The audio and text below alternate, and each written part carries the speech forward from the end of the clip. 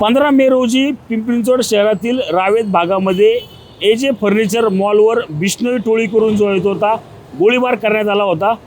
त्यातील 3 आरोपी जे आहेत आता आज पिंपरी पोलिसांनी मावळ कोर्टामध्ये जे आहेत आता अटक करून हजर केले आहेत। हे आरोपी जे आहेत ते मूळचे हरियाणाचे आहेत, त्यांना उत्तराखंडमधून जे आहेत आता ताब्यात घेण्यात आले आहे। मावळच्या कोर्टात त्यांना जे आहे ते आज हजर करण्यात आलं होतं। याच संदर्भात बोलण्यासाठी आपल्यासोबत या तिन्ही आरोपींचे वकील आपल्यासोबत आहेत। सर, काय सांगाल, काय युक्तिवाद जो आहे तो आज मावळच्या कोर्टामध्ये झालेला आहे? या तिन्ही आरोपींनी जे आहे ते गोळीबार केल्याचा आरोप त्यांच्यावर ठेवण्यात आलेला आहे। सर्वप्रथम आज इन्चार्ज कोर्टासमोर त्यांना हजर करण्यात आलं होतं, कारण की रेग्युलर कोर्ट सुट्टीवर असल्या कारणाने इन्चार्ज कोर्टाने आता रात्रीचं 11 वाजता त्यांना हजर करण्यात आलं होतं। त्यांना साधारण सकाळी का दुपारी अरेस्ट केलं होतं उत्तराखंडला, त्यानंतर त्यांना पुण्यात आणून आज मेहरबान कोर्टासमोर आणण्यात आलं होतं।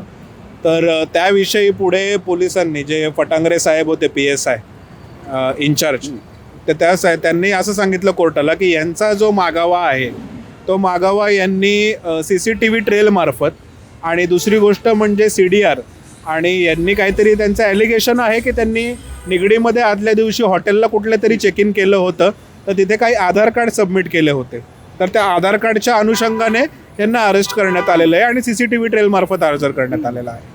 तर त्याच्यावरती प्रत्युत्तर म्हणून आमचा असाच आर्ग्युमेंट होता, आमचा युक्तिवाद असा होता की हे जे काही इन्व्हेस्टिगेशन आहे ते पूर्णपणे आधार कार्ड आणि एक डिजिटल ट्रेलनुसार आहे, त्याच्यासाठी फिजिकल कस्टडीची गरज नाही आहे पोलिसांना। ते त्यांच्या ट्रेलनुसार ते करू शकतात, टेक्निकल ट्रेलनुसार ते इन्व्हेस्टिगेट करू शकतात, असा आमचा युक्तिवाद होता। परंतु त्यांनी नंतर सांगितलं की CCTVमध्ये जी 2 जणं दिसण्यात आली आहेत ती या तिघांमधली 2 आहेत, पण CCTVमध्ये सुद्धा कुठल्याही CCTV फुटेजमध्ये आपण पण पाहू शकता की त्याच्यामध्ये स्पष्टपणे कुणाचाही चेहरा दिसून आलेला नाही आहे। तर फक्त CCTV ट्रेलनुसार संशयावरनं यांना अटक करण्यात आलेली आहे।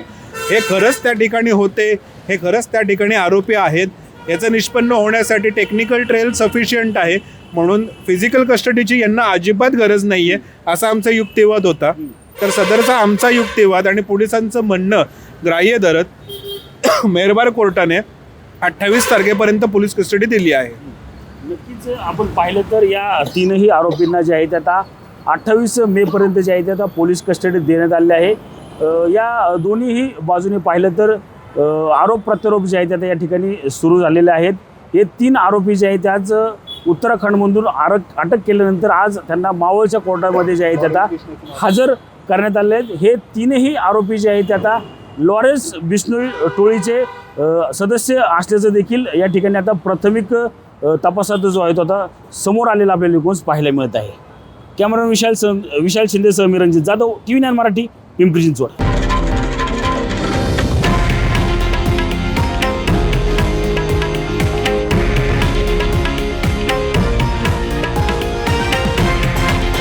हे आहे देशातील नंबर 1 न्यूज नेटवर्क आणि आपण पाहत आहात TV9 मराठी, एकमेव।